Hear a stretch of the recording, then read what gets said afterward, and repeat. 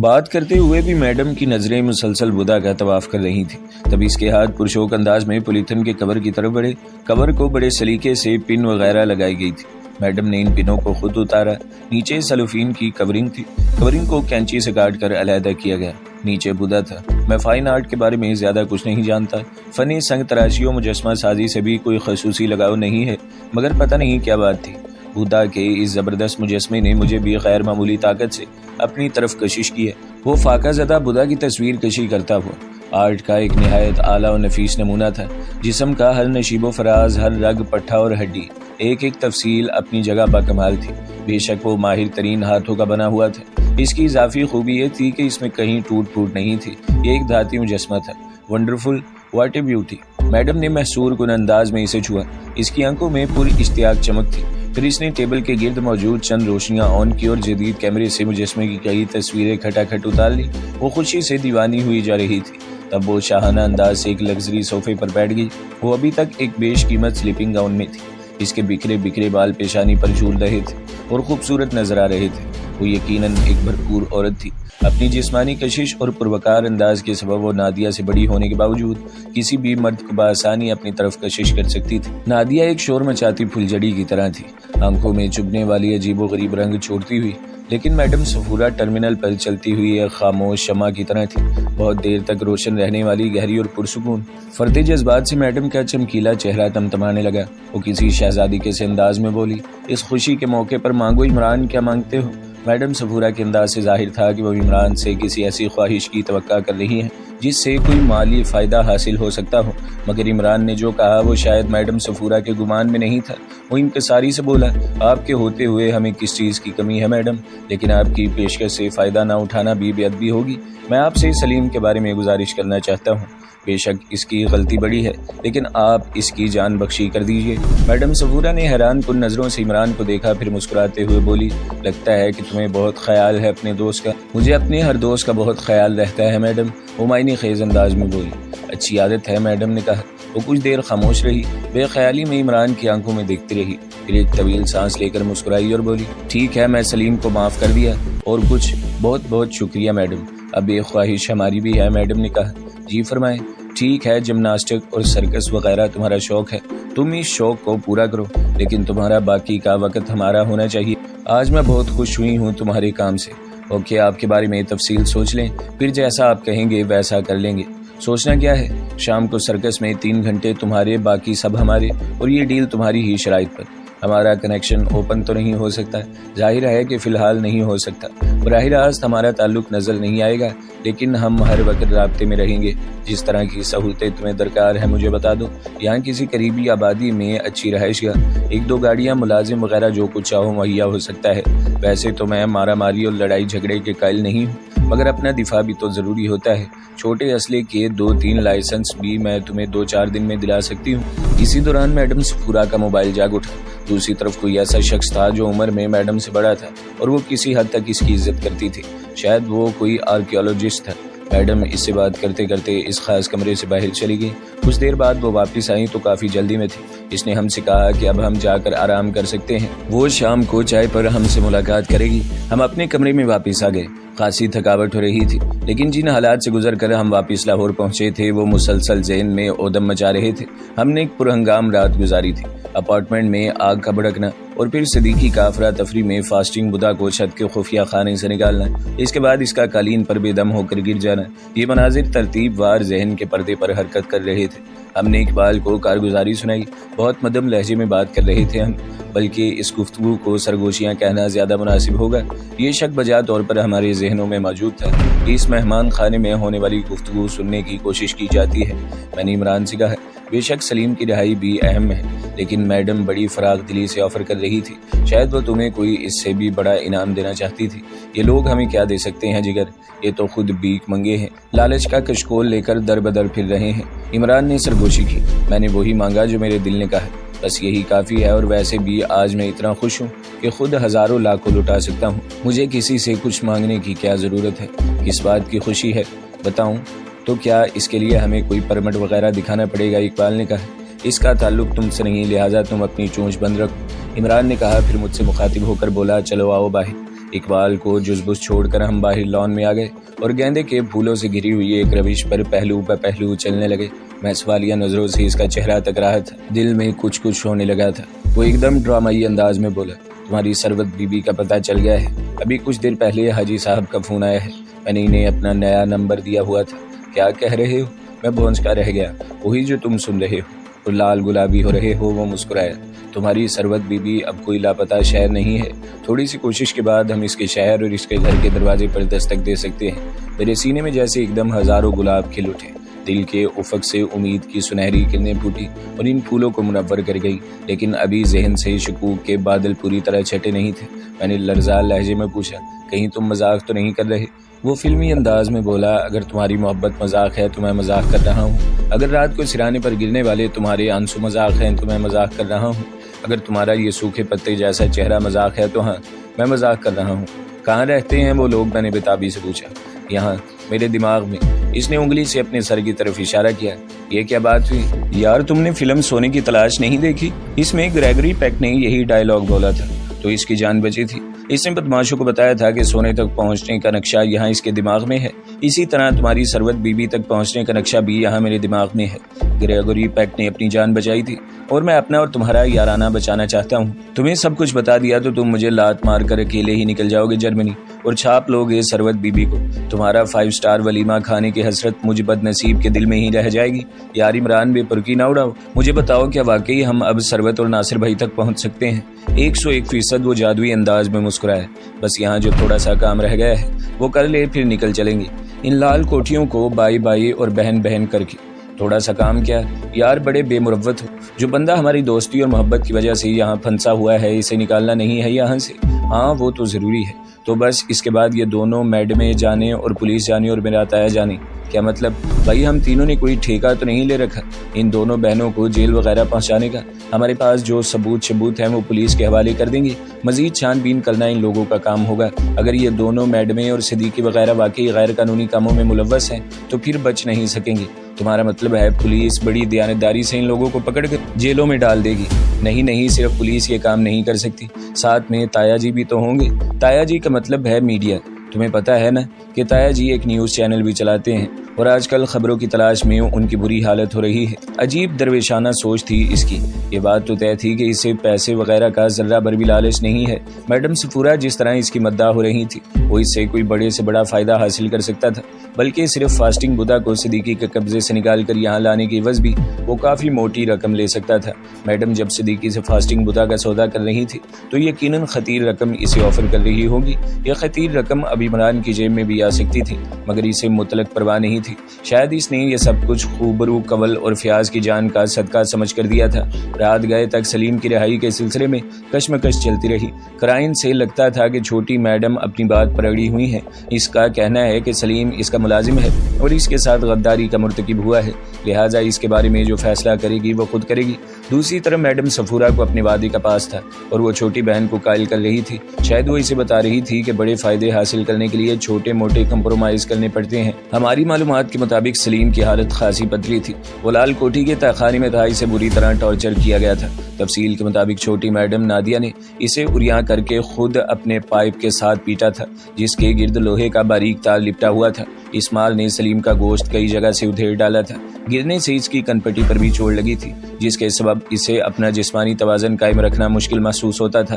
بس ہمیں اتنا ہی معلوم ہوا تھا۔ رات 11 بجے کے لگ بھگ یہ معاملہ کسی حد تک طے ہو گیا۔ میڈم صفورہ نے انٹرکام پر عمران کو اطلاع دی کہ صبح سلیم ان کے پاس آ جائے گا۔ عمران کی خواہش تھی کہ سلیم ناشتے پر ہمارے ساتھ ہو، لیکن 9-10 بجے تک وہ انیکسی میں نہیں آیا۔ عمران نے میڈم صفورہ کے فون پر رابطہ کر کے اسے پوچھا۔ صفورہ نے جواب دیا، میں تو اس وقت ایک پراپرٹی کے لیے رائے وینڈ روڈ پر آئی ہوئی ہوں، بہرحال سلیم ابھی تھوڑی دیر تک پہنچ جائے گا۔ ہم نے ناشتہ سلیم کے بغیر ہی کیا، تاہم اس کے فوراً بعد وہ پہنچ گیا۔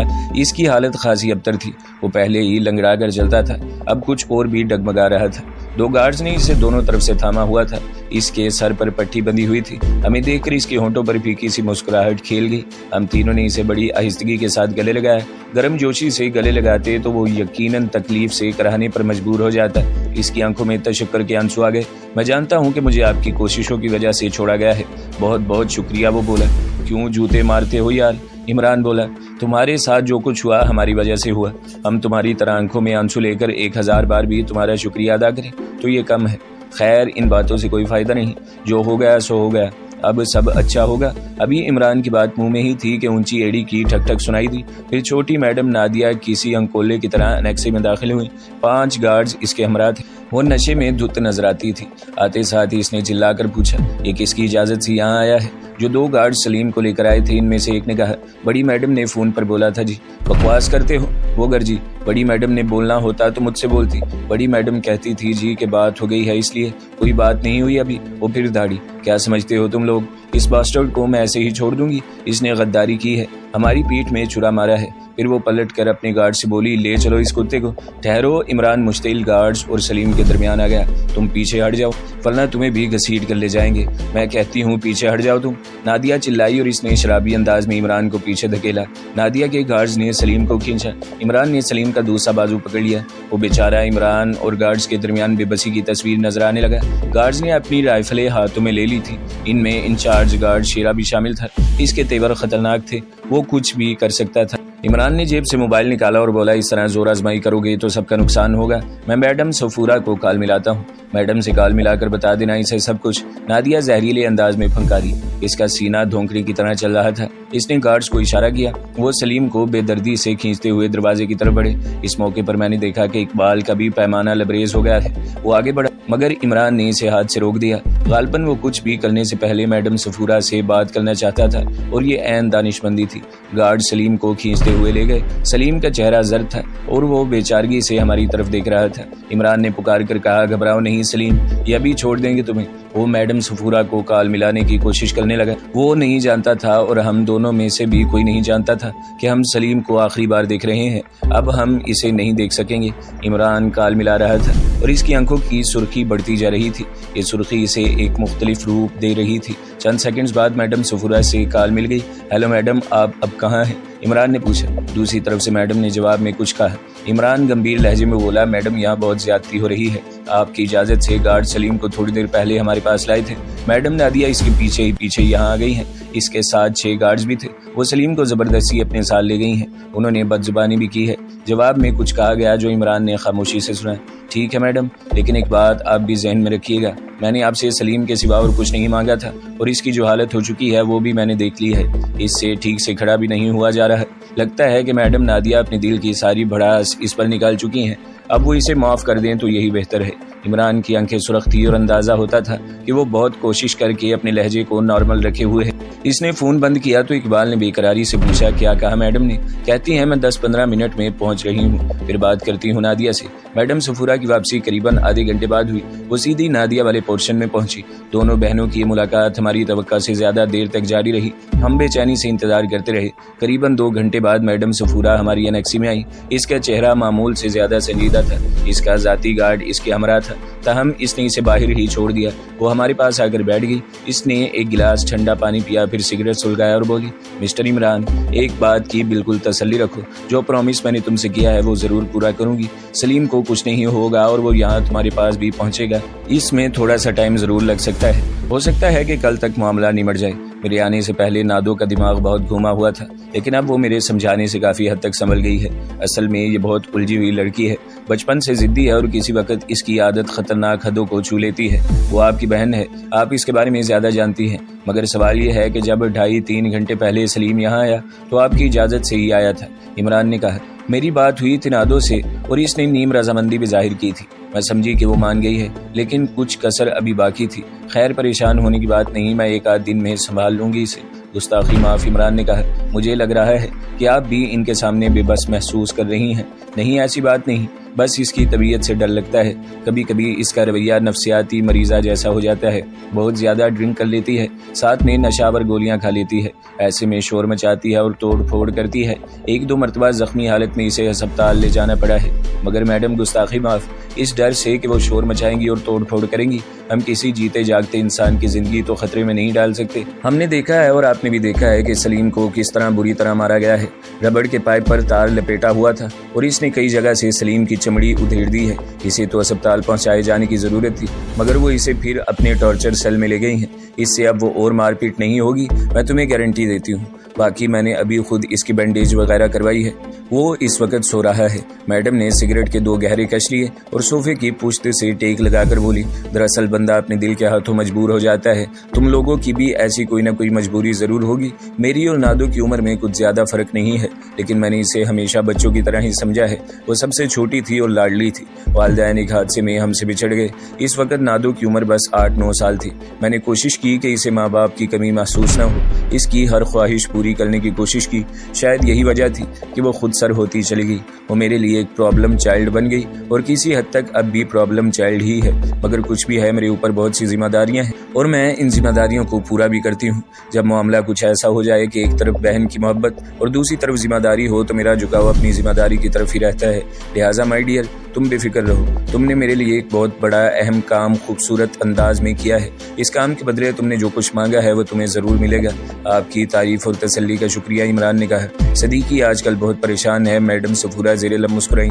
یقیناً اسے زیادہ دکھ اس بات کا ہوگا، اس نے جو کچھ کیا اپنے ہاتھوں سے کیا، خود ہی مجسمے کو چھت کے خفیہ خانے سے نکالا اور خود ہی تمہارے حوالے کیا۔ اس نے وہاں قلعہ روہتاس کے ارد گرد کافی تہلکہ مچایا ہے۔ جس بستی کا تم نے نام لیا تھا وہاں سے پولیس نے کئی افراد کو پکڑا ہے اور پوچھ گچھ کی ہے۔ 1-2 لاکھ روپیہ پولیس والوں کو کھلایا ہے صدیقی نے۔ وہ ہر اس گاؤں پر چھاپا مار رہا ہے، جس پر صدیقی اور اس کے بندے تھوڑا سا بھی شک ظاہر کر رہے ہیں۔ کئی علاقوں میں گٹا بیچنے والوں کی چھامت آئی ہوئی ہے۔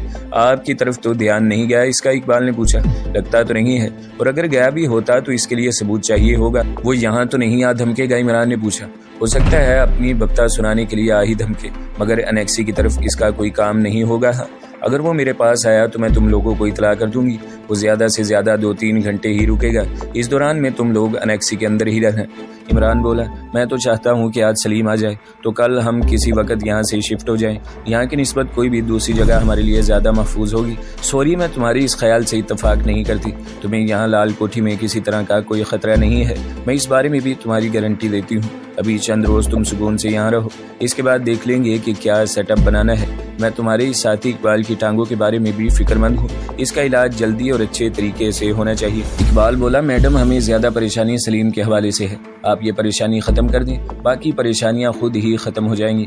ڈونٹ وری، میڈم صفورہ اٹھتے ہوئے بولی، سب ٹھیک ہو جائے گا۔ رات 11-12 بجے کا وقت تھا۔ اقبال سو چکا تھا، ہم اونگ رہے تھے۔ اچانک عمران تڑپ کر اٹھ بیٹھا۔ وہ کان لگا کر کچھ سننے کی کوشش کرنے لگا۔ میں نے بھی کوشش کی۔ نادیہ والی لال کوٹھی کی طرف سے مدم آوازیں آ رہی تھیں۔ میں لرز گیا۔ یہ سلیم کی آوازیں تھیں۔ 2-3 بار زور سے چلایا، پھر شاید کراہنے والی انداز میں بآواز بلند کچھ بولنے لگا۔ کچھ دیر بعد ایک اور مردانہ آواز اس کی آواز میں گڈ ہو گئی۔ کسی شے کے ٹوٹنے کی آواز ابھری اور خاموشی چھا گئی۔ عمران بے چینی سے بیڈ روم میں ٹہلنے لگا۔ اس کی چوڑی پیشانی پر تفکرات کی لکیریں تھیں۔ اس نے تکیے کے نیچے سے موبائل نکالا اور میڈم صفورہ کو کال کرنے لگا۔ تیسری یا چوتھی کوشش پر رابطہ ہوا۔ دوسری طرف سے میڈم کی بھاری لیکن پرکشش آواز سنائی دی، ہیلو میڈم۔ ابھی کوٹھی کی طرف سے سلیم کے چلانے کی آوازیں آ رہی تھیں۔ مجھے لگتا ہے کہ اس پر پھر تشدد کیا جا رہا ہے۔ یہ سب کیا ہے؟ میری سمجھ میں کچھ نہیں آ رہا۔ مجھے لگ رہا ہے کہ چھوٹی میڈم ہمارے صبر کا امتحان لے رہی ہیں۔ نہیں، تمہیں کوئی غلط فہمی ہوئی ہے۔ میں ابھی فون کر کے پوچھتی ہوں، بلکہ خود جاتی ہوں۔ تم فون آن رکھنا، میں کال کروں گی۔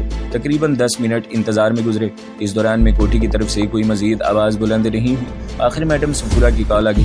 Hello madam Safoora speaking. اس نے اپنے مخصوص باروب لہجے میں کہا، جی میڈم، میں نے کہا تھا نا کہ ایسی کوئی بات نہیں، میں ابھی خود دیکھ کر آئی ہوں، وہ بالکل ٹھیک ہے، بس تیز بخار کی وجہ سے ہذیان بول رہا ہے۔ ایک چھوٹا فریج بھی نیچے گرا دیا ہے، اس کے اٹینڈنٹ نے دوا کھلائی ہے، اب سو رہا ہے۔ Don't worry, he is quite okay, madam نے کہا۔ اندازہ ہوتا تھا کہ میڈم ٹھیک ہی کہہ رہی ہیں۔ بخار والی بات بھی درست تھی۔ کل جب سلیم ہمارے پاس آیا تھا تو اس کا چہرہ بخار سے تمتما رہا تھا۔ یہ بخار شاید ان زخموں کی وجہ سے تھا جو تشدد کا نتیجہ تھے اور کئی دنوں سے اس کے جسم پر موجود تھے۔